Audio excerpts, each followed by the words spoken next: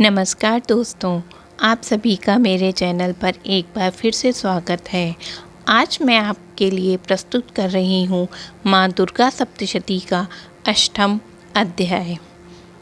महर्षि मेधा ने कहा, चंड और मुंड नामक असुरों के मारे जाने से, बहुत सी सेना के नष्ट हो जाने से असुरों के राजा प्रतापी शंभु ने क्रोध युक्त होकर अपनी संपूर्ण सेना को युद्ध के लिए तैयार होने की आज्ञा दी।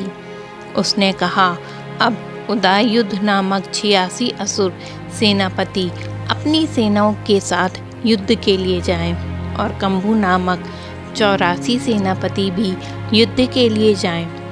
कोटि वीर नामक 50 सेनापति और धौम्रकुल नाम के 100 सेनापति प्रस्थान करें। कालक, धौर्य, मौर्य, कालके यह दैत्य भी मेरी आज्ञा से सचकर युद्ध के लिए जाएं। भयानक शासन करने वाला असुरों का स्वामी शुंभ इस प्रकार की आज्ञा देकर बहुत बड़ी सेना के लिए युद्ध करने के लिए चल पड़ा। उसकी सेना को अपनी ओर आता देखकर चंडिका ने अपनी धनुष की टंकोर से पृथ्वी और आकाश के बीच का भाग गूंजा दिया। हे राजन, इसके पश्चात देवी के सिंह ने दहाड़ना प्रारंभ कर दिया और अंबिका के घंटे के शब्द ने उस ध्वनि को और भी बढ़ा दिया। धनुष की टंकोर, शेर की दहाड़ और घंटे के समान पृथ्वी और आकाश के बीच का भाग गूंज उठा। इसके साथ ही देवी ने अपने मुख को और भी भयानक बना लिया। ऐसे भयंकर शब्द को सुनकर राक्षसी सेना ने देवी तथा सिंह के चारों ओर घेराबंदी कर दी। हे राजन, उस समय दैत्यों के नाश के लिए और देवताओं के हित के लिए ब्रह्मा, शिव, कार्तिकेय, विष्णु तथा इंद्र आदि देवों की शक्तियाँ जो अत्यंत पराक्रमी थीं, बल से संपन्न थीं, उनके शरीर कर निकलकर उस रूप में चंडिका के पास आ चुकी थीं। जिस देवता का जैसा रूप था, जैसे आभूषण थे, जैसा वाहन था, वैसा ही रूप आभूषण वाहन लेकर उन देवताओं की शक्तियाँ दैत्यों से युद्ध करने के लिए आ गईं। हंस युक्त विमान में बैठकर रुद्राक्ष की माला तथा कमंडलू धारण कर ब्रह्मा जी की शक्तियाँ आईं। वृषभ पर सवार होकर, हाथ में त्रिशूल लेकर, महानाग का कंकड़ पहनकर और चंद्र रेखा से विभूषित होकर भगवान शंकर की शक्ति महेश्वरी आई। और इसके साथ ही मोर पर बैठकर हाथ में शक्ति लिए दैत्यों से युद्ध करने के लिए कार्तिकेय की शक्ति उन्हीं का रूप धारण करके आई। भगवान विष्णु जी की शक्ति गरुड़ पर सवार होकर शंख, चक्र, श्रांग, गदा, धनुष, खड्ग हाथ में लिए हुए आई। श्री हरि की शक्ति वाराही वाराह का शरीर धारण करके आई और नरसिंह के समान शरीर धारण करके उनकी शक्ति नरसिंह भी आई। उसकी गर्दन के झटकों से आकाश के तारे टूट पड़े। इसी प्रकार देवराज इंद्र की शक्ति ऐन्द्री भी ऐरावत के ऊपर सवार होकर आई। पश्चात इन देव की शक्तियों से घिरे हुए भगवान शंकर ने चंडिका से कहा, मेरी प्रसन्नता के लिए तुम शीघ्र ही इन असुरों को मार डालो। इसके पश्चात देवी के शरीर में से अत्यंत उग्र रूप वाली सैकड़ों गीदड़ों के समान आवाज करने वाली चंडिका शक्ति प्रकट हुई।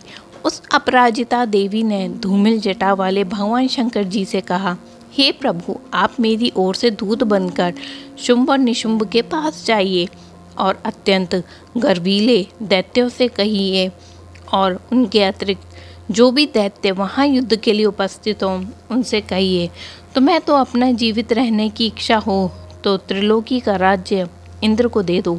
देवताओं को उनका यज्ञ भाग मिलना आरंभ हो जाए और तुम पाताल को लौट जाओ। किंतु यदि बल के गर्व से तुम्हारी लड़ने की इच्छा है तो फिर से आ जाओ, तुम्हारी सांसें मैं छीन लूँगी।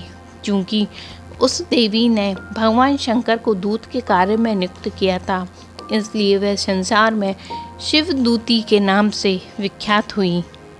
भगवान शंकर ने देवी का संदेश पाकर उन दैत्यों के क्रोध का कोई आर पार ना रहा जिस स्थान पर देवी विराजमान थी वह वहां पहुँचे और जाने के साथ ही उस पर बाणों और शक्तियों की वर्षा करने लगे।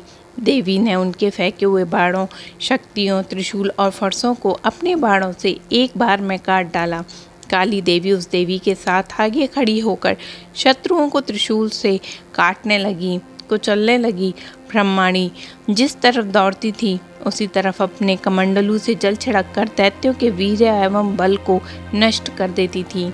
इसी प्रकार महेश्वरी त्रिशूल से, वैष्णवी चक्र से अत्यंत कोप वाली कौमारी शक्ति द्वारा असुरों को मार रही थी। ऐन्द्री के बाजू के प्रहार से सैकड़ों दैत्य रक्त की नदियां बहाते हुए पृथ्वी पर हमेशा के लिए सो गए। वरा ने कितने राक्षसों को अपनी थूथन द्वारा मृत्यु के घाट उतार दिया। ताड़ों के अग्रभाग से कितने ही राक्षसों की छाती को चीर डाला और चक्र की चोटी से कितने को ही काटकर धरती पर फेंक दिया। बड़े बड़े राक्षसों को नरसिंगी ने अपने नखों से भेद दिया। सिंहनाद से चारों दिशाओं में गूंजती हुई रणभूमि में विचर कर रही थी। शिवदूती के प्रचंड अट्टहास कितने ही दैत्य भयभीत होकर पृथ्वी पर अपने आप ही गिर पड़े और गिरते ही उनका वह भक्षण कर गई। और इस तरह क्रोध में भरे हुए मातृगणों द्वारा नाना प्रकार के उपायों से बड़े बड़े असुरों को मारते हुए देखकर राक्षसी सेना भाग खड़ी हुई। उनको इस प्रकार भागता देखकर रक्तबीज नामक महापराक्रमी राक्षस क्रोध में भरकर युद्ध के लिए आगे बढ़ा। उसके शरीर से रक्त की बूंदें पृथ्वी पर जैसे ही गिरती वह वैसे ही शरीर वाला राक्षसी रूप ले लेती। रक्तबीज गदा हाथ में लेकर ऐन्द्री के साथ ही युद्ध करने लगा। जब ऐन्द्री शक्ति ने अपने वज्र से उसको मारा तो घायल होने के कारण बहुत सा रक्त उसका बहने लगा। उसकी प्रत्येक बूंद से उसके समान ही बलवान महापराक्रमी अनेकों दैत्य भयंकर रूप में प्रकट हो गए। वह सबके सब दैत्य बीज के समान ही बलवान थे। वह भी भयंकर अस्त्र शस्त्र लेकर देवियों के साथ लड़ने लगे। जब ऐन्द्री के वज्र प्रहार से मस्तक पर चोट लगी तो रक्त बहने लगा और उनमें से हजारों पुरुष उत्पन्न हो गए। तब वैष्णवी ने चक्र से ऐन्द्री की गदा से रक्त बीज को चोट पहुंचाई और वैष्णवी के चक्र से घायल होने पर उसके शरीर में से जो रक्त बहा उसने हजारों महाअसुर उत्पन्न किए, जिनके द्वारा यह जगत व्याप्त हो गया। कौमारी शक्ति से, वराई ने खड़ग से और महेश्वरी ने त्रिशूल से सबको घायल किया। इस प्रकार क्रोध में भरकर उस महादैत्य ने सब मातृ शक्तियों पर पृथक पृथक गदा से प्रहार किया और माताओं ने शक्ति तथा शूल इत्यादि से बार बार घायल किया। उससे सैकड़ों महादैत्य उत्पन्न हुए। इस प्रकार रक्त बीज के रुधिर से उत्पन्न हुए असुरों से संपूर्ण जगत व्याप्त हो गया, जिससे देवता भयभीत हो गए। देवताओं को भयभीत देखकर चंडिका ने काली से कहा, हे चामुंडे, अपने मुख को बड़ा करो और मेरे शस्त्रघात से उत्पन्न हुए रक्त बिंदुओं तथा रक्त बिंदुओं से उत्पन्न हुए इन महाअसुरों को तुम अपने मुंह में भक्षण करती जाओ। और इस प्रकार रक्त बिंदुओं से उत्पन्न हुए महादैत्यों का भक्षण करती हुई तुम रणभूमि में घूमो। इस प्रकार रक्त क्षीण होने से वह दैत्य नष्ट हो जाएगा। तुम्हारे भक्षण करने पर अन्य दैत्य उत्पन्न नहीं होंगे। काली ने इस प्रकार कहकर चंडिका देवी से रक्त बीज पर अपने त्रिशूल से प्रहार किया और काली देवी ने अपने मुख में रक्त ले लिया। तब उसने गदा से चंडिका पर प्रहार किया। प्रहार से चंडिका को तनिक भी कष्ट न हुआ, किंतु रक्त बीज के शरीर से बहुत सारा रक्त बहने लगा। लेकिन उसके गिरने के साथ ही काली ने अपने मुख में ले लिया। काली के मुख में उस रक्त से जो असुर उत्पन्न हुए उनका भक्षण तुरंत कर लिया। वह रक्त पीती गई। तदंतर देवी ने रक्त बीज को, जिसका कि खून काली ने पिया था, चंडिका ने उस दैत्य को वज्र, बाण, खड्ग और ऋषि इत्यादि से मार डाला।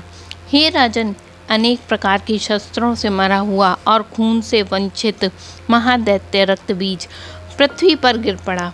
हे राजन, उसके गिरने से देवता अत्यंत प्रसन्न हुए और माताएं उन असुरों का रक्त पीने के पश्चात नृत्य करने लगी। और इस प्रकार से माँ दुर्गा सप्तशती का अष्टम अध्याय यहाँ समाप्त होता है। आप सभी का दिन मंगलमय और शुभ हो। माँ की कृपा आप सब पर बनी रहे।